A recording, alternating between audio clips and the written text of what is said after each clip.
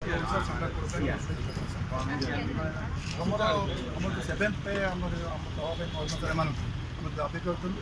ଏ ଦାବି ଉପରେ ରେଜିଷ୍ଟର ମାଗିଥିଲେ ନାବାର୍ଡ଼କୁ ତାଙ୍କର ଭ୍ୟୁଜ୍।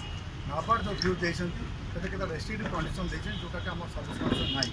ଏଗୁଡ଼ାକ ହେଲା ଗୋଟେ କର୍ମଚାରୀ ବ୍ୟାଙ୍କରେ 10 କୋଟି ଟଙ୍କା ବ୍ୟବସାୟ କରୁଥିବ, ଗୋଟେ ବ୍ୟାଙ୍କ 1000 ଟଙ୍କାର ବ୍ୟବସାୟ କରୁଥିବ, ତା'ର NPA 5% ଦେବ। ଏଇ ସବୁଗୁଡ଼ାକରେ ଏମ୍ପ୍ଲୟିମାନଙ୍କର କୌଣସି ତାଙ୍କ ଉପରେ ରୋଲ୍ ନାହିଁ।